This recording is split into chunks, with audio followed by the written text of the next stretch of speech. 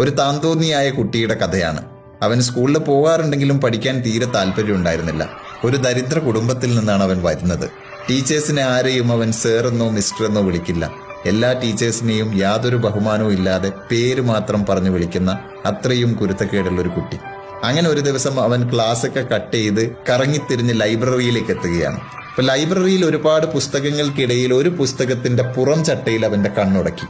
അത് നോക്കുമ്പോൾ Frank Yerby എഴുതിയ the treasure of pleasant valley എന്ന പുസ്തകമാണ്. ആ പുറംചട്ടയിലുള്ളത് അർദ്ധനഗ്നയായ ഒരു സ്ത്രീ ഇരുന്ന് പുകവലിക്കുന്ന ചിത്രമാണ്. അത് ആ 16 വയസ്സുകാരൻ കുട്ടിയെ പ്രലോഭിപ്പിക്കുന്ന ഒന്നായിരുന്നു. അങ്ങനെ അവൻ ആ പുസ്തകം അവിടെ നിന്ന് മോഷ്ടിക്കുകയാണ്. മോഷ്ടിച്ചെടുത്ത പുസ്തകവുമായിട്ട് അവൻ വീട്ടിലേക്ക് പോയി. ആദ്യത്തെ 3-4 പേജ് വായിച്ചപ്പോൾ കൂടുതൽ വായിക്കാൻ തോന്നി.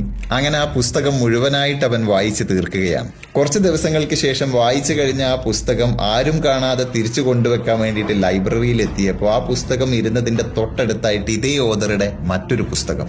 ഈ പുസ്തകം അവിടെ വെച്ച് അവൻ 2ാമത്തെ പുസ്തകം എടുത്ത് വീട്ടിലേക്ക് പോയി. അടുത്ത ഏതാനും ദിവസങ്ങൾ കൊണ്ട് അവൻ ആ പുസ്തകവും മുഴുവനായിട്ട് വായിച്ചു തീർത്തു. അത് തിരിച്ചു കൊണ്ടുവെക്കാൻ ചെന്നപ്പോൾ അവിടെ അതേ ഓതറുടെ മറ്റൊരു പുസ്തകം വീണ്ടും. ഇങ്ങനെ ഒരു 4 പുസ്തകം വായിച്ചു കഴിയുമ്പോഴേക്ക് ഈ വായനയുടെ സുഖം അവന് മനസ്സിലായി. പിന്നീട് അങ്ങോട്ട് വായനയോട് വായനയാണ്. വായിച്ച് കുട്ടികൾക്കൊന്നും പെട്ടെന്ന് മനസ്സിലാക്കാൻ സാധിക്കാത്ത തരത്തിലുള്ള വളരെ ഗഹനമായ പുസ്തകങ്ങൾ പോലും അവൻ വായിച്ചു തുടങ്ങി.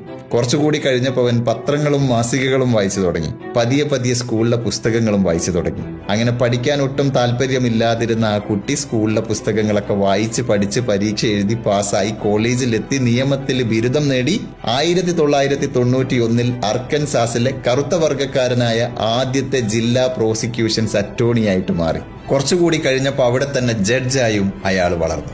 അയാളുടെ പേര് ഒല്ലി നീൽ. ഒരുപക്ഷെ ഈ കഥ നിങ്ങൾ കേട്ടിട്ടുണ്ടാവും. ഈ കഥയില് നമ്മുടെ ഒല്ലി നീലിന് വായനയോട് തോന്നിയ ഒരു ഭ്രമമുണ്ടല്ലോ, വീണ്ടും വായിക്കാൻ തോന്നിക്കൊണ്ടേയിരിക്കുന്ന ആ ഒരു മാനസികാവസ്ഥ. അത് തന്നെയല്ലേ യഥാർത്ഥത്തിൽ ലഹരി. ലഹരിയുടെ ഡെഫിനിഷൻ എടുത്ത് നോക്കണം. എന്തൊന്നാണോ നമ്മുടെ തലച്ചോറിനെ ഉത്തേജിപ്പിക്കുന്നത്, വീണ്ടും കാണാനും ഉപയോഗിക്കാനും തോന്നിക്കൊണ്ടേയിരിക്കുന്നത്, അതൊക്കെയും ലഹരിയാണ്. അങ്ങനെ നോക്കുമ്പോൾ വായന ലഹരിയാണ്, ചിലർക്ക് ഫുട്ബോൾ ലഹരിയാണ്, മറ്റു ചിലർക്ക് ക്രിക്കറ്റ് ലഹരിയാണ്, യാത്രകൾ, സംഗീതം, ഇതെല്ലാം തന്നെ ലഹരിയാണ്. പക്ഷെ ഇതെല്ലാം വളരെ നാച്ചുറൽ ആയിട്ടുള്ള ലഹരികളാണ്. ഇങ്ങനെ നാച്ചുറൽ ആയിട്ടുള്ള ലഹരി ഒരാൾക്ക് കിട്ടാതെ വരുമ്പോഴല്ലേ സിന്തറ്റിക് ആയിട്ടുള്ള ലഹരി തേടി പോകാനുള്ള സാധ്യതയുള്ളത്. ചില തൈറോയിഡ് പേഷ്യൻസിനെയൊക്കെ കണ്ടിട്ടില്ലേ? അവരുടെ ശരീരത്തിലെ തൈറോയിഡ് ഗ്രന്ഥി ആവശ്യമായ ഹോർമോൺ ഉൽപ്പാദിപ്പിക്കാതെ വരുമ്പോൾ ശരീരത്തിന് ആവശ്യമായ തൈറോയിഡ് ഹോർമോൺ ഓരോ ദിവസവും സിന്തറ്റിക്കായി ഇങ്ങനെ ഗുളിക രൂപത്തിൽ അവർക്ക് കഴിക്കേണ്ടി വരും. അതുപോലെ തന്നെയാണ് ലഹരിയും. പക്ഷെ നാച്ചുറൽ അല്ലാത്ത എല്ലാത്തിനും ഒരു സൈഡ് എഫക്റ്റ് ഉണ്ട്. അതുപോലെ സിന്തറ്റിക്കായ ലഹരിക്കും വലിയ സൈഡ് എഫക്റ്റുകളുണ്ട്. അത് ഉപയോഗിക്കുന്നവരെ മാത്രമല്ല, അവന്റെ ബന്ധങ്ങളെയും കുടുംബങ്ങളെയും ഭാവിയെയും സ്വപ്നങ്ങളെയും ഒക്കെ നശിപ്പിക്കും. അപ്പോൾ ഓരോരുത്തർക്കും നാച്ചുറൽ ആയിട്ടുള്ള ഓരോരോ ലഹരികൾ ഉണ്ടാവണം. അങ്ങനെയാണെങ്കിൽ അവനവന് യോജിച്ച ലഹരി കണ്ടെത്താനുള്ള ഉത്തരവാദിത്വം ആർക്കാണ്? അവനവന് തന്നെയാണോ? ഒരിക്കലും അല്ല. അവിടെയാണ് നമ്മൾ ഒല്ലി നീലിന്റെ കഥയുടെ ബാക്കി കേൾക്കേണ്ടത്. ഒരുപാട് വർഷങ്ങൾക്ക് ശേഷം ചെറുപ്പത്തിൽ ഒല്ലി നീൽ പഠിച്ച സ്കൂളിന്റെ പൂർവ്വ വിദ്യാർത്ഥി സംഗമം നടക്കുകയാണ്. ആ സംഗമത്തിൽ സ്കൂളിൽ പഠിക്കുമ്പോൾ ഒല്ലി നീൽ പലതവണ കരയിപ്പിച്ചിട്ടുള്ള ഗ്രാഡി ടീച്ചർ വന്നൊരു വെളിപ്പെടുത്തൽ നടത്തി. ഒല്ലി നീൽ ആകെ ഞെട്ടിത്തരിച്ചുപോയി. കാരണം ഒല്ലി നീൽ ഏറ്റവും ആദ്യമായിട്ട് ആ ലൈബ്രറിയിൽ നിന്ന് ഒരു പുസ്തകം മോഷ്ടിക്കുന്നത് നേരിട്ട് കണ്ടൊരാളാണ് ഗ്രാഡി ടീച്ചർ. അന്ന് ഗ്രാഡി ടീച്ചർ അവനെ കയ്യോടെ പിടികൂടിയില്ല, മറ്റു കുട്ടികളുടെ മുന്നിൽ അധിക്ഷേപിച്ചില്ല, അവന്റെ ആത്മാഭിമാനത്തിന് ക്ഷതമേൽപ്പിച്ചില്ല.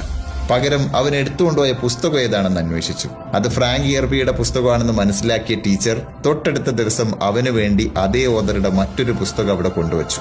അത് വായിച്ചു കഴിയുമ്പോൾ വീണ്ടും അതേ ഓതറുടെ 3ാമതൊരു പുസ്തകം, അത് കഴിയുമ്പോൾ മറ്റൊന്ന്, അങ്ങനെ ഓരോ തവണയും ഇങ്ങനൊരു പുസ്തകം കണ്ടെത്തുന്നതിന് വേണ്ടി ഗ്രാഡി ടീച്ചർ 70 മൈൽ അകലെയുള്ള മെംഫിസിലേക്ക് ഡ്രൈവ് ചെയ്ത് പോയി, അതും സ്വന്തം പോക്കറ്റിൽ നിന്ന് കാശ് ചെലവഴിച്ചുകൊണ്ട്. യഥാർത്ഥത്തിൽ ആ ടീച്ചറാണ് ഒന്നിനു പുറകെ ഒന്നായിട്ട് ഇങ്ങനെ പുസ്തകങ്ങൾ കൊടുത്ത് വായന എന്ന ലഹരിയുടെ അടിമയാക്കി ഒല്ലി നീലിനെ മാറ്റിക്കളഞ്ഞത്. നമ്മുടെ മക്കൾക്കും ആവശ്യമുണ്ട് ഇതുപോലൊരു ഗ്രാഡി ടീച്ചറിന്. നമ്മളായിരിക്കണം നമ്മുടെ കുട്ടികളുടെ ഗ്രാഡി ടീച്ചർ. ലഹരി ഉപയോഗിക്കുന്ന ആൾക്കാർ തമ്മിൽ ഇങ്ങനെ റെക്കമെൻഡ് ചെയ്യുമത്രേ, ഇങ്ങനൊരു സംഗതിയുണ്ട്, ഇതൊന്ന് ഉപയോഗിച്ച് നോക്കൂന്ന്. അവരോട് എനിക്ക് പറയാനുള്ളത്, നിങ്ങൾ ഇതൊന്ന് ഉപയോഗിച്ച് നോക്കൂ. ജീവിതമാകുന്ന ഈ ലഹരി ഉപയോഗിച്ച് നോക്കാത്തത് കൊണ്ടാണ്, ഒരുപക്ഷെ അതിന്റെ രുചി യഥാർത്ഥത്തിൽ അറിയാത്തത് കൊണ്ടാണ് നിങ്ങൾ ഇങ്ങനെ സിന്തറ്റിക്കായ ലഹരി തേടി പോകുന്നത്. And trust me, life is more intoxicated than drugs. വല്ലാത്തൊരു മയക്കുമരുന്നാണ് ജീവിതം.